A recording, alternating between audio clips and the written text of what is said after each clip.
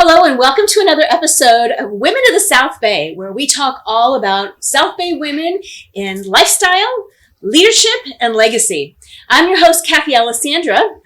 And I'm your co-host, Bibi Goldstein. And we're very excited today to have a very special guest with us. Mary Lyn Miller is the Fired Up for Success coach. But we're going to let her tell you a little bit about herself and just give us a little bit of an intro. Tell us a little bit about how you ended up in this business. I think it was when the doctor said, you have advanced cancer. And I'm like, and I had bladder cancer, very unusual for a young woman. And I had been working very hard in corporate life.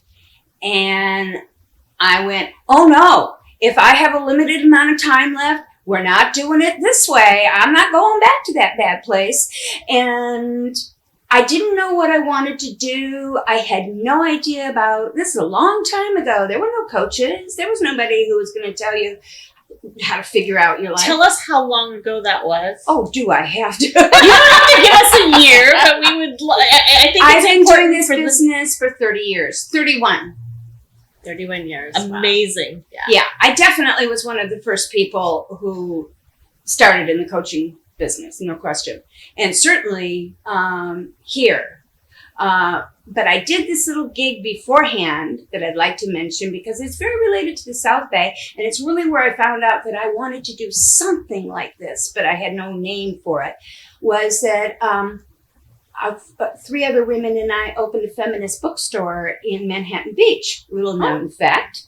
Really? And I was a consciousness raiser for the National Organization for Women in my part-time while I was in corporate. It was very interesting.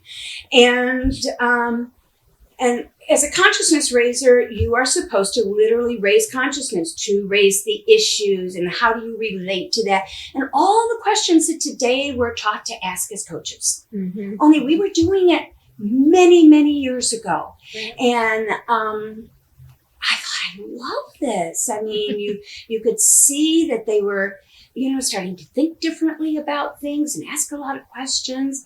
And I thought, I'd really like to do this as a job. And that was sort of the seed that was planted. And and even after the cancer, I didn't know what I wanted to do, but people knew about my cancer. And one of the things that was sort of my byline was, I am not going to do anything ever again that I don't get up every day and feel passionate about. I love that. And if it doesn't have it in it, I'm not going to do it because it almost killed me. Mm-hmm. So that's pretty much my byline still today. Right. I love that. That's so important for all of us, right? Anybody to really step into that. I mean, I totally resonate with that. I know Right, what I do too. Right? Yeah. You gotta, do what you love what you do, and really you're gonna thrive. And be who you are, Mm-hmm. because that's we have so identified ourselves with the work title. Well, what can I be? What can I do? Mm-hmm. And I know. Who are you? Mm-hmm. Mm-hmm. That's always where I start. Who are you? What is it you want? Mm-hmm. Not what the job title is. Right. Absolutely. Can I ask? You can ask anything. The feminist bookstore. Yes. Is that what it was called? No, it was called Calyphia Inc. And Calyphia was a Black woman who had an island. Now this is all mythical. That was run entirely by women. And that's kind of where we got it from. And I hate to say this because it's really, really sexist, but men were only in service capacity. And it seemed like an intriguing idea to us those many years ago when feminism was just really starting to set fire again, Right. And so we thought, I love it. Yeah. That's so funny. and it was a fun time. Just a side note to that, two of us got pregnant. Both of us was married. Oh, wow. We got pregnant. So here we are running a feminist bookstore. It was on Highland Avenue. Everybody knew about it. There was a lot of galvanization going on. Not everybody liked it very much. And we're waddling around, as they say, barefoot and pregnant. And they're going, so you're the owners of this store? Oh. So that gives you how long ago it was. I love that. I love Right. that. Thank you. Too cute. So fun. So, kind of along those notes, obviously you were very passionate about what you were doing, Absolutely. and you were still extremely passionate about what you're doing. I know Absolutely. that. I mean, fired up for success. Hello. That's what Does it's all that about. not say hello? That's really what it's all about. Yeah, absolutely. So tell us, what inspires you? I think on a regular basis, it's the work I do with my clients, because I get to see the transformation. And it's not that I am causing any transformation. I am participating, for lack of a better word. It's so many of the people that I coach are doing just such amazing things, way beyond things I'm doing, I mean, and it just always amazes me. And it always amazes me. God, I'm gonna cry. It always amazes me when I see somebody who has, like me, been in an unhappy situation, had to take a risk, and used me as kind of a comfort to take that risk. Mm-hmm. And then just amazing things burst forth, and I really believe that. I really believe that when we really start to really embrace who we are, that is our core purpose in life, is to be who we are. And to see that actually work in people's lives. Because I'm very disbelieving. It's like, you're a do what you love, the money will follow. It's very, and I say, well, it's more than that. Mm-hmm. What other choice do you have? Right. Really? Yeah. So you're giving people that space to kind of become what they want to become, but they're afraid to step into that themselves. Absolutely. Mm-hmm. I don't know what kind of coach you call that, but that's what I do. Transformation, for sure. Well, it sounds like, obviously, for 31 years you've been doing this, and it sounds like it's something that totally brings you joy, but I want you to tell us truly what brings you joy. Outside of that? Outside of that. And do I do anything else? Yeah, I do lots of things. It's not so much what I do. I believe joy is not so much something you create as it is something that happens in a moment, that's an experience. So like last night, before the car went flat, I was at the Van Gogh immersive. Oh, we're going. Yes, and that's the kind of thing, I do. I love art. I love creativity, and my family, but it's not so much about them bringing me joy. It's being in those situations and then allowing myself to experience it. Mm-hmm. Because I see people who go and do, quote, joyful things, and they're not having any fun. Right? I'm supposed to bike ride today. Is it bike riding day? Yeah, it is. Yeah. Well, I mean, in the South Bay here especially, there's a ton of that. And there's a lot of activity and things like that. And it's very joyful for a lot of people. I am is. not saying that it is not, but I'm just saying it's more an attitude than it is the thing. Right. That's being present in the moment. Yeah, really being present in the Great. moment. Absolutely. Yeah. Absolutely. For It's sure. the attitude instead of the thing. Yeah. Yeah. I love that. We talk about, this is South Bay women, all about the women Yes, of South all Bay, about South right? And lifestyle. And we've talked now about riding bikes and all the wonderful things that we can do. I do know that you have a scooter. But I have a scooter. Yes, I do. tell us a little bit about, what you love most about the South Bay. You've been here a long time. Oh, wow. I came here from Chicago. I don't know what else I have to say. There is no snow shoveling here. Chicago is really freaking cold, but beyond that, it's a sense of freedom. I'm constantly in my gratitude list and thank you God that I'm in Southern California, because there's so much opportunity here. There's so much space here. Mm-hmm. I mean, by comparison, considering we're really by a large city and we have all the advantages of a huge metropolitan area, but the South Bay is not LA. No, definitely A lot of people don't understand that. Mm-hmm. And it's not OC.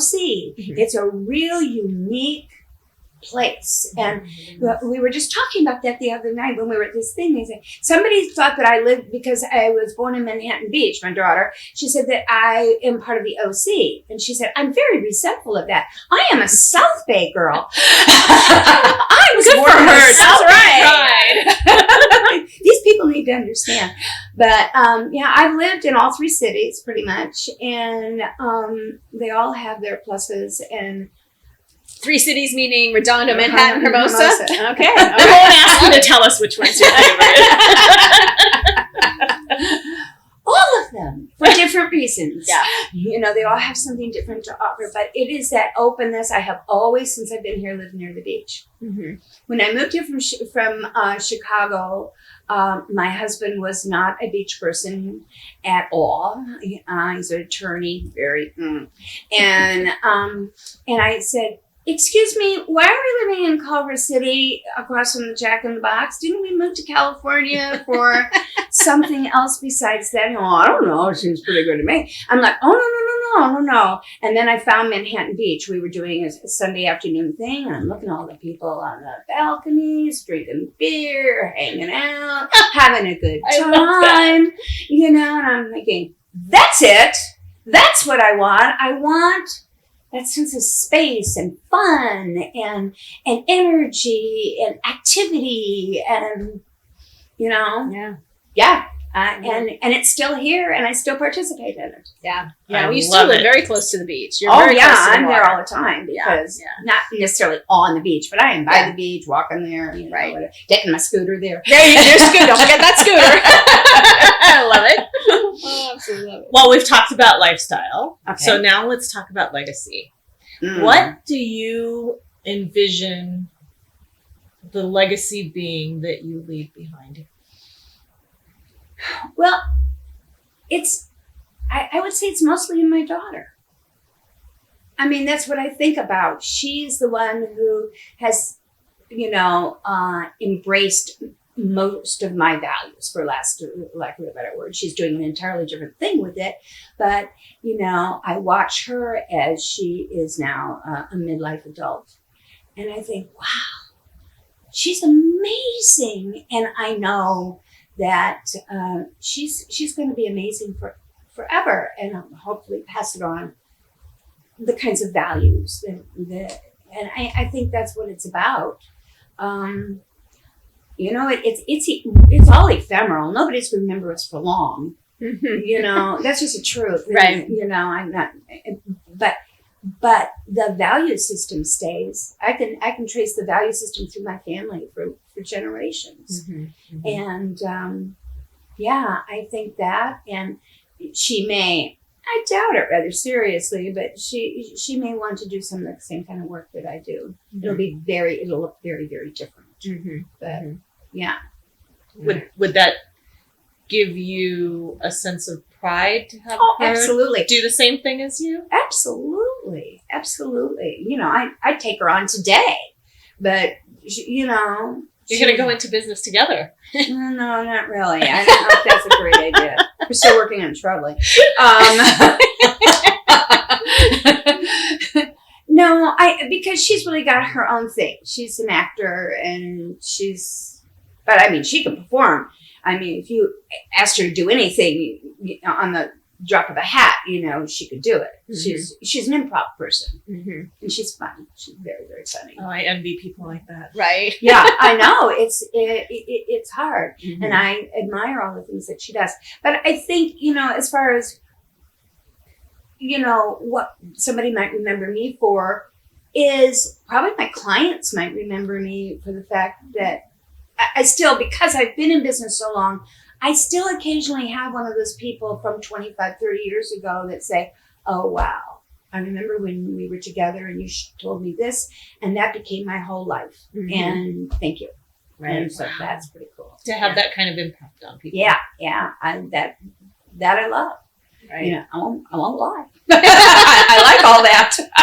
Well, you're very involved in the community as well. I know you're involved in BNI and some other things, and you know. So, is there an organization or some of the organizations? Tell us about some of the things that you are involved with. That, you know, I think there's also legacy to be left there from what you're doing.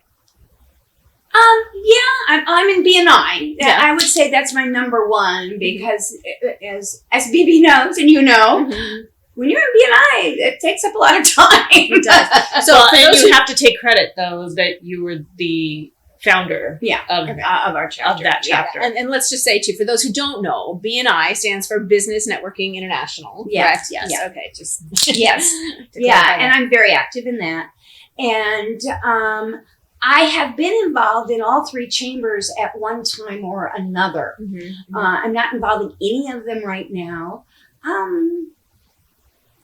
I've pulled back a lot, with the pandemic hit. I think that I kind of went back to the drawing board and said, okay, how much do I really want to do? And when am I going to slow down? Because, yes, we should think about that. But not anytime real soon.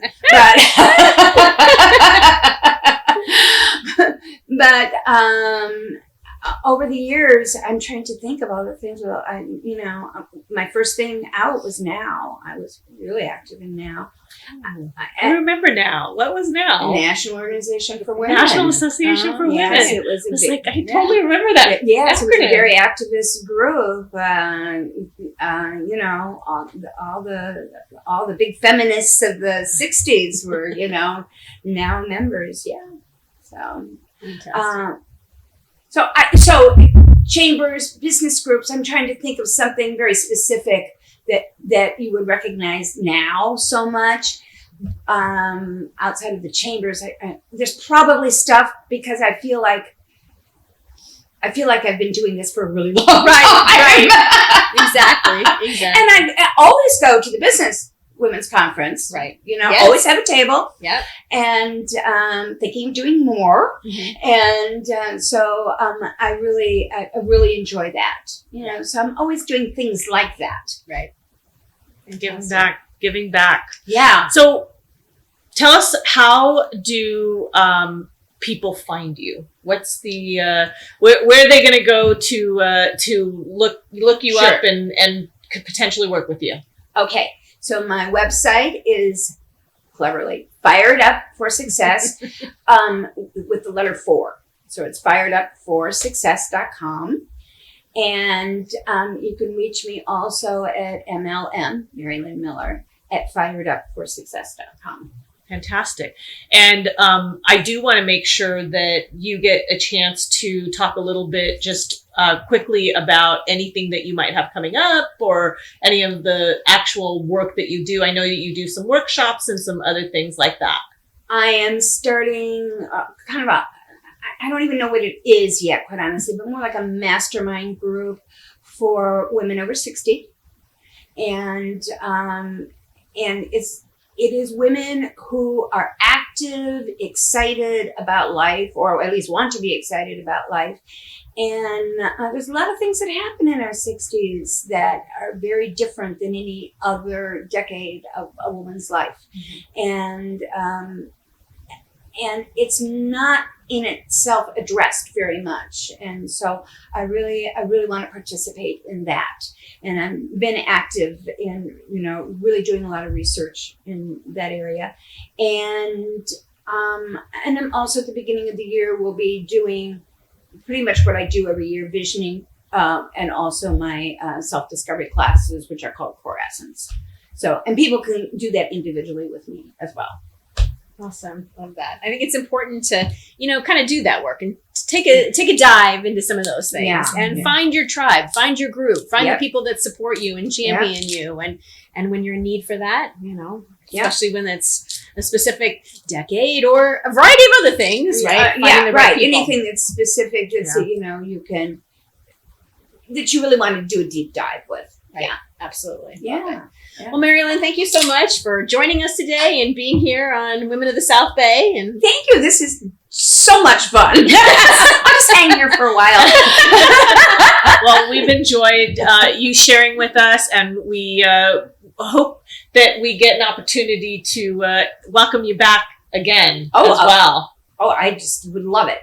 Awesome. Fantastic.